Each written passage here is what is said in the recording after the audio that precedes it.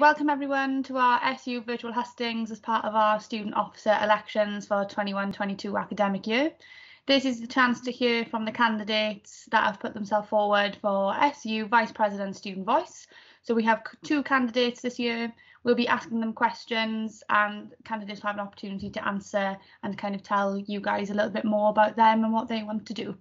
So I'm Kira Davis and I'm the SU Elections Officer for this year. I'm also the current SU Vice President. My name is Will Fuller. I'm the Deputy Elections Officer this year and Director of Student Engagement for the Students' Union. And as Kira said, we're joined today by the Vice President Student Voice candidates who will be taking your questions and hopefully giving you an opportunity to understand why they believe you should vote for them. Great. Okay, so we're going to move on to the first question. So first of all, I'm going to ask Abby, in 30 seconds, summarise yourself and your aims of your manifesto. Hi, so I'm Abby. I am a third year English and creative writing student. I have worked as a student ambassador. I've worked as the representative for the Cardiff School of Education and Social Policy. I was also elected as the president for Drama Society. So I've always been trying to make a positive impact on the university. My main points are for equality around campus, including LGBTQ+, any diversity and equality for disabilities. I also want to make a more positive impact for campus-to-campus community and more work and social spaces around the campus to kind of define and promote the productivity. Perfect, thanks Abby. Naomi, same question. In 30 seconds, summarise yourself and your aims in your manifesto. So, hi, I'm Naomi Wrigley. I'm a current third and final year sport management student. I have been a course rep for 3 years at Cardiff Met and I have loved it. I've been a lead representative for 2 years. I'm also a student ambassador, the Sport and Societies intern for the SU and the Met Korfball president. So I have absolutely loved my time at Cardiff Met and have been really involved with the SU. Key part of the manifesto are work to ensure that the 2020 and 2021 graduates receive a formal graduation, develop the relationship between the King Coyd and Llandaff campuses, that's really important, increase social opportunities for all students. We range from undergraduates to postgraduates, from 18-year-olds to mature students. We all want to be social. And the final one is to strengthen the mental health support that is available. Mental health and well-being are so important, and COVID has taught us that more than ever. Perfect, thank you. So we're going to move on and talk about your respective manifestos now. Naomi, you referred in your manifesto to missed graduation ceremonies. What will you do to ensure that the 2020 and 21 cohorts receive a graduation ceremony? Good question. So for me, one of the highlights, and along with many other students who I've spoken to, one of the highlights is walking across the stage at the end of your degree. Graduation's a time to celebrate your achievements, and for the 2020 class and the 2021, most of our degrees have been during COVID, so it's even more important to celebrate them.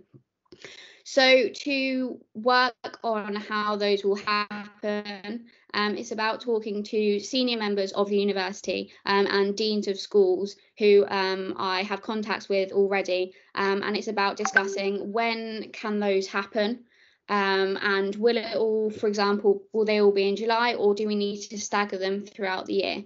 But I think it's one of the most important factors for students at the moment. Thank you very much. Abby, your manifesto mentions the provision of work and social spaces. Why have you chosen this as a priority, and what will you do to improve it? So a lot of people often think, oh, I need to go and study, I'll go to the library. And the amount of times that I've turned up at the library, it's been so busy, or there hasn't been enough computer space. And I've tried to work in Centro or Zen and it's too loud. And I really want to have a kind of direct line between the two places. So one is for social, one is for work. And there has been quite a few rooms that I know could be done up, and we could try and use that space and use it to promote work. We can create little areas where there's a couple of books that we know are definitely on some criteria for courses. And I think going around doing risk assessments and just checking what rooms we can use, what we can kind of make happen to promote diversity. I know obviously Zen is having a lot of work done at the moment, and there's the idea that we can create these spaces to change and promote the right atmosphere for the university experience as a whole. Lovely, thank you. Okay, so the next question is for Naomi. So your manifesto includes strengthening the mental health and wellbeing support for students. Why is this important, and what will you do to improve it? So this is something that's been really important for me, and I think more people than ever during COVID. So mental health and well-being, not only are they a big thing in Wales, particularly with the Wellbeing of Future Generations Act, but it's good to be able to fulfill our full potential as people and as students. And in order to do that, we need to be mentally well and have good well-being. So how I would like to do that at university and through the SU being the local charities, both in South Wales and Cardiff specifically. So we can work across both campuses and not just keep mental health and wellbeing focused at one campus. For example, it'd be really good to work with Mind Cardiff, but also connect to other local charities and something that I know is provided to sports students is mental health first aid training. The response to that from a course rep point of view has been absolutely incredible. So it would be great to expand that opportunity to students across both Kincoid and Llandaff campuses. Great, thank you for that. So Abby, your manifesto highlights equality around campus. So why do you think this is an issue, and what will you do to improve it? So one of my main things was to work on the fact that not all disabilities are visible. I personally have things that no one can see. To the average eye, I look pretty good in terms of disability, but there's times when I can't walk, and I want to make it so much more known that everyone has their own life that you don't see. And then you look at people who struggle with who they are because they don't have the right support. And I just feel that every student needs to feel included, because at the end of the day, we're all people. All we're here to do is get a degree and have some fun. So no matter the background, your interest, your belief system, or who you are, everyone is always welcome at Cardiff Met. And I just want to make sure that they know that there's people that they can talk to, there's places they can go, and there is inclusion here. And I also really want to raise awareness on sensitive subjects that people don't talk about, because they might think they don't know what to say or how to approach things. And so many subjects are often avoided, especially with the LGBTQ+ community. And I want there to be spaces where people can ask questions because they don't necessarily know how to deal with it. And I've only learned how to deal with things through training sessions or things like that. So I want to contact people outside and try and utilize that and make places where people can go and learn things or explore who they are. Perfect, thank you, Abby. The next question I'm going to ask is for both of you. So we'll ask Naomi first. So obviously there will be a return to campus, hopefully returning to some sort of normal in September. What will you do to ensure that the learning experience is what Cardiff Met students want, and maybe how will you work with the university to get that?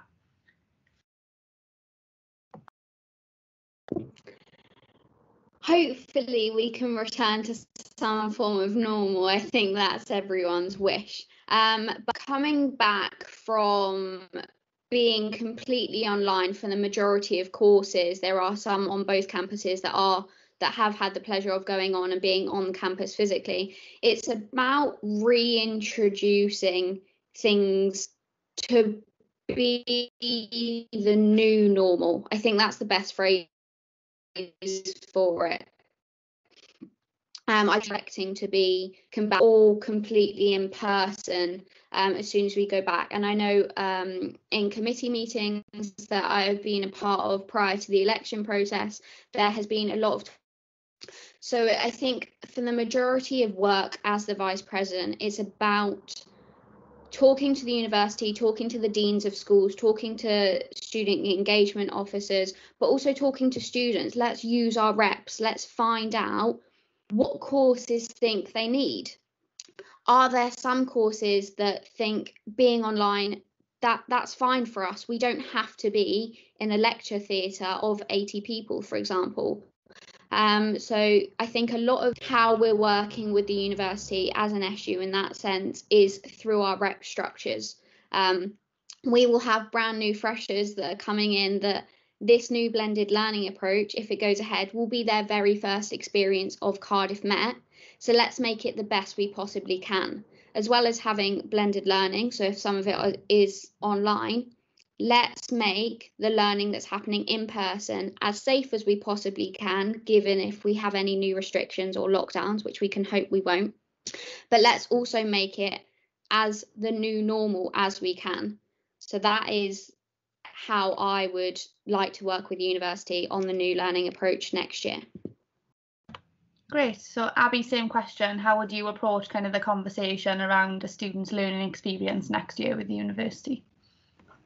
I think I'd first speak to the students, because there's students who might be going into it knowing already, so you've got your second and third year students next year that might feel they benefited more from being online or being on campus. So I would need to get a whole kind of realization from the people and the students here to see how they felt. And I know a lot of the first years didn't feel like they got the university experience, so would benefit more from being on campus and creating that. So kind of seeing what students feel like they need, and then speaking to the staff members and the university to create this safe space to make sure that they feel safe as well. As you've got lecturers who have children and might not be able to do every day of the week.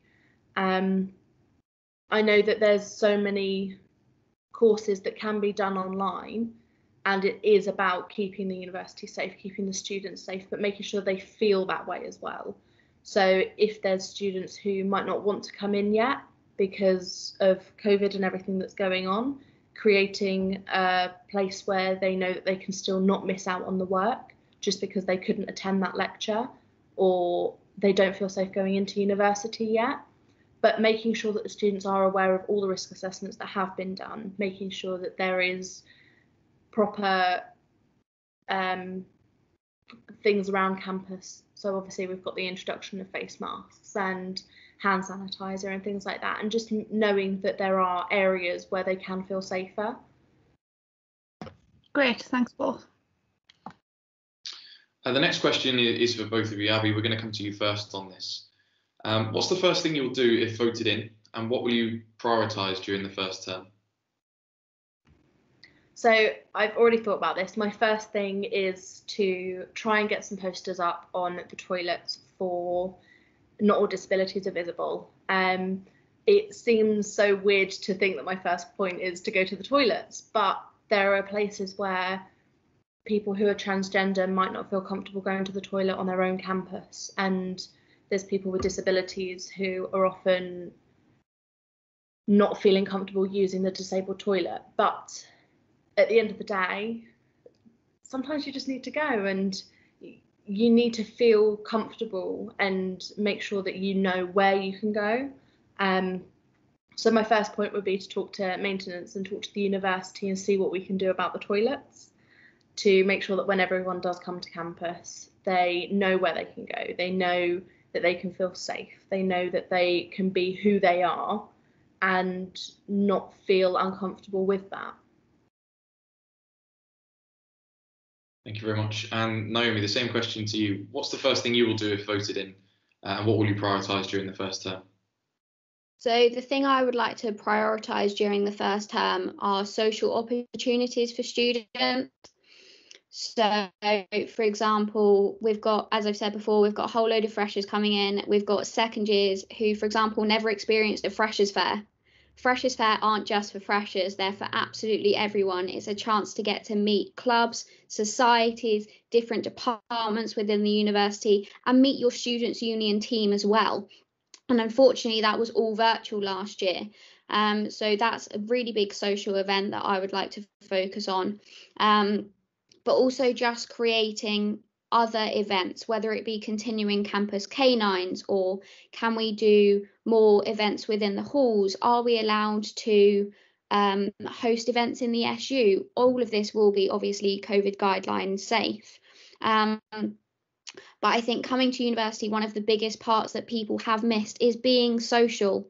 It's very hard to make friends and to build a network and to build a support network through a computer screen. You don't know where people are, and through social opportunities, hopefully, students that are living at home, as well as those that are living in Cardiff, will become more immersed in a community, both a Cardiff Met community and a students' union community. So meeting people from across both of the campuses, all different courses, and not just staying in our course bubble, which I think a lot of us have actually had to do this year, which has dampened the social opportunities.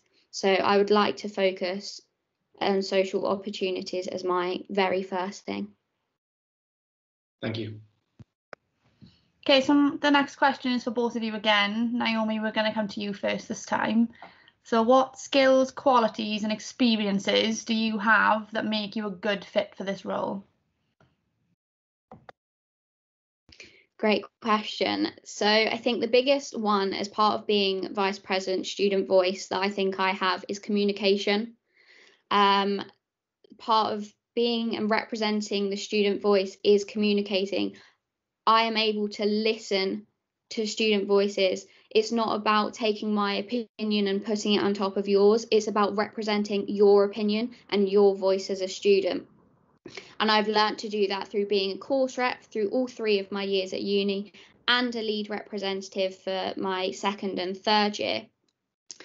I also have been a student ambassador, so I have an understanding of the university and how to communicate university ideas to people that aren't just students, to internal and external stakeholders as well. And I am the SU's Sport and Society intern. So I've communicated with a range of clubs and societies, from players to committees to coaches. So it's really about how to communicate with different people. And I really think I'm able to do that. I also think multitasking is a big one as a VP, and I think that's something that's a real strength of mine. It's never good to focus on one project when you're representing such a large amount of students and the SU. And all of the different roles that I've held at the same time, as well as doing placements and running Corfball and my degree as well, I think I've got a really good balance on how to multitask, but also how to prioritise. If we've got ongoing projects and something urgent comes up, I can take on that as well. It's okay. And then that leads into time management as well, which links to multitasking, but also just interpersonal communication skills. This role is all about people, and I would like to think I'm a very good people person. Great, thanks Naomi. So Abby, same question. What skills, qualities and experiences do you have that make you a good fit for this role? So the whole way through my degrees, so I did a foundation year on Llandaff campus in biomed before I moved on to this one, and I've met so many people, staff and students, and I've managed to represent the student body the whole way through. So I've been a student ambassador, I've been obviously the school representative, and even in my hobby, which is drama, I was then elected the president. So I've always made sure that I am a voice for people. I am here for people, and make sure that they know that I am here for them. As I said, I've been an active member of the student union, and having these opportunities has completely shaped who I am to create a better voice for the student body. So I've dealt with very complex matters with a number of different roles that I've had, and developing good connections, I've been able to sort them and make sure that the students know that there is someone here, and creating this rapport between myself, the students, and the staff. So having the bond between the students and the SU, knowing that they have someone to talk to them, dealing with matters with the university, with the SU, and knowing that there is someone as that kind of link between them all. Because if every student had the same issue, then it might just give that extra oomph to it. Brilliant, thank you. Abby, in 30 seconds, why should Cardiff Met students vote for you to be the next SU Vice President Student Voice? Because I love the university. I have stayed on to do extra things, and it is like a home, and I would put so much effort in to everything that I did. I would make sure that the students are, because I'm here for the students, no matter what happens, their voice needs to be heard. The whole point of the university experience is that they are enjoying and they are getting the best out of their experience here.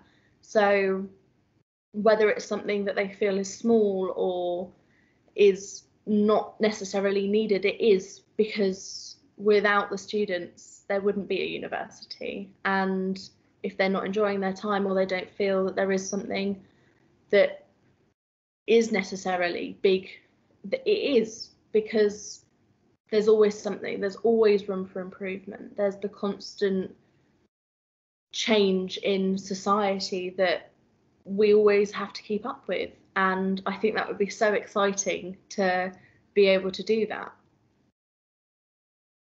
Thank you. And Naomi, the same question to you. In 30 seconds, why should Cardiff Met students vote for you to be the next SU Vice President Student Voice? So Cardiff Met and the Students' Union are an absolute home away from home.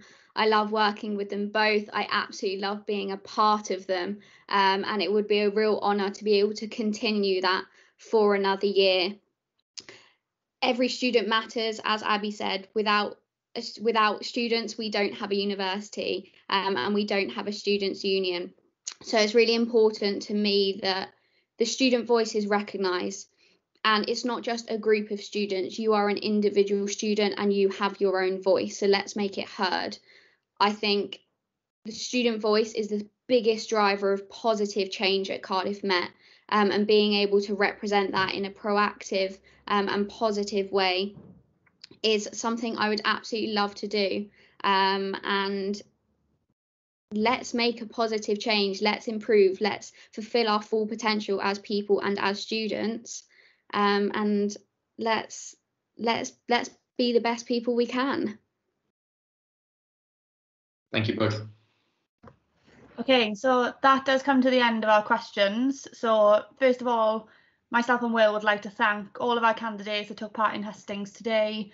We hope that voters found it useful. Perhaps it gives you a little bit more information into who these people are, what they're going to stand for, and then it'll be time to make your decision. So there'll be more information on the website. So if you go onto the Cardiff Met SU website, you can see their manifestos, and voting will be open when this is released. So voting is from the Monday to the Friday 14th at 4 o'clock. Make your student voice heard, make your vote count, make sure you've had a say into who should be representing you next year. And again, thank you to the candidates for taking part today.